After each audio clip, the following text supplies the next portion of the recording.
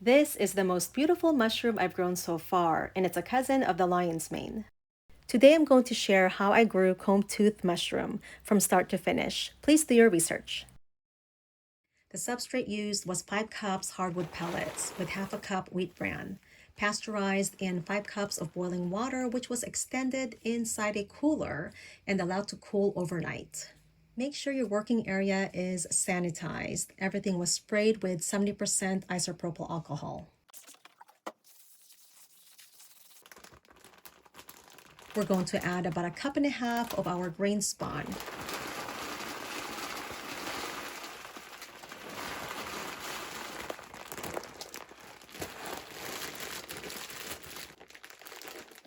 If you don't have a heat sealer, you can just use a rubber band. We have some clumps of grain spawns. We're going to go ahead and break them apart, and then we'll shake the bag. It's important that we distribute the grain spawn throughout the bag. Each myceliated grain is an inoculation point, which will speed up the process if it's mixed in well.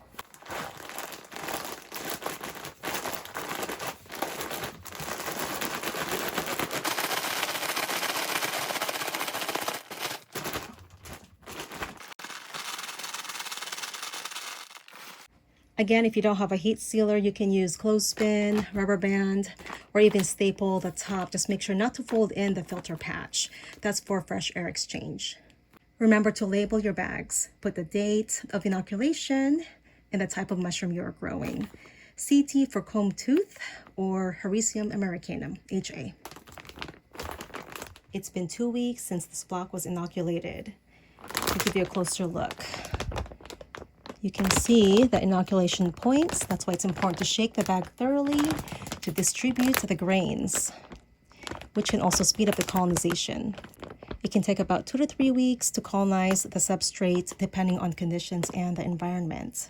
You'll notice that the mycelium is similar to the lion's mane, which is thin and wispy, and the block may not look fully colonized, even though it is. It's been exactly 3 weeks since we inoculated this block, and as you can see, it is fruiting in the bag already. What we're going to do is put a rubber band around this area here, which will inhibit airflow to the microclimates that may set fruit. But first I'll go ahead and release the air.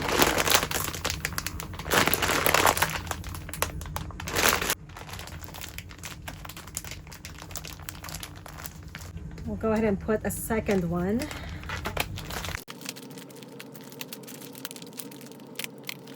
Those small mushrooms in the bag will be aborted since the airflow will be cut off.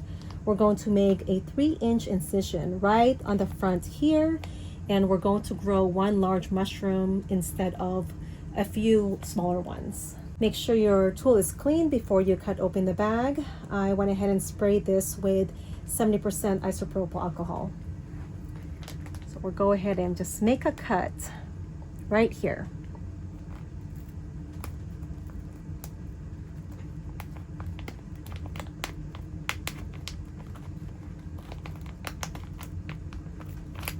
I don't have a fruiting chamber. I usually fruit the blocks in the basement, and I usually spray the cut area about 2 to 3 times daily, especially if the air is dry. Sometimes I even hold this down to make sure that the water gets in there.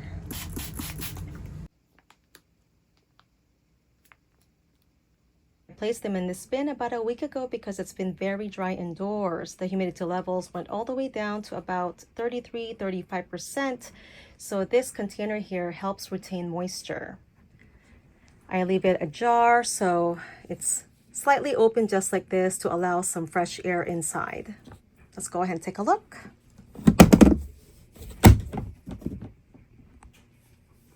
This one was the first one to emerge. As you can see, this one started to dry before I placed it in this container.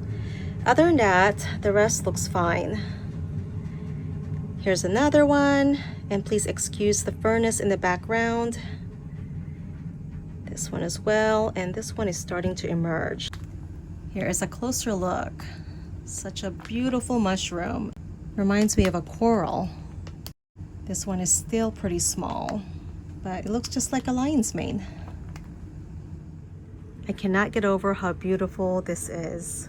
It is best to harvest your mushroom or your comb tooth mushroom when the spines are about 1 centimeter before they start to release spores. And also once the mushroom matures, it will start to turn yellow. As you can see on top, there are some yellow spots. If harvested at the right stage, it should last in the fridge for about 5 to 7 days, stored in a brown paper bag. Here are the other 2 blocks. We'll be harvesting these as well. Just beautiful.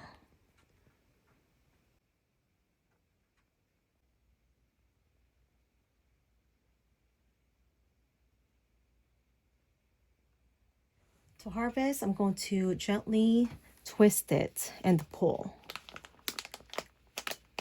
from the base, just like so.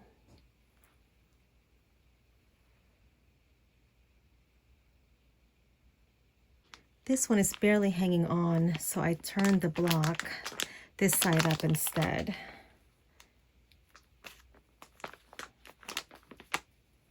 That one came off easily. Smells so good. Just like its cousin, the lion's mane, comb tooth, also has a similar flavor, like a shellfish or lobster. This one's a nice sized one. Beautiful. So I'll go ahead and flip it this way.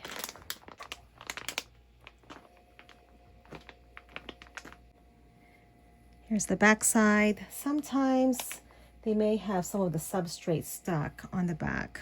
You can just cut this right off. These blocks will furt again. Some of the lion's mane blocks, we've had up to 6 flushes of mushrooms. Remove all the remnants of the mushroom. And sometimes they'll fruit in the same spot. If not, you can tape this shut and cut another hole or make an incision on the other side of the block. These are going to be placed inside a brown paper bag, folded up in the refrigerator. And most likely we'll be cooking these in the next 1 to 3 days.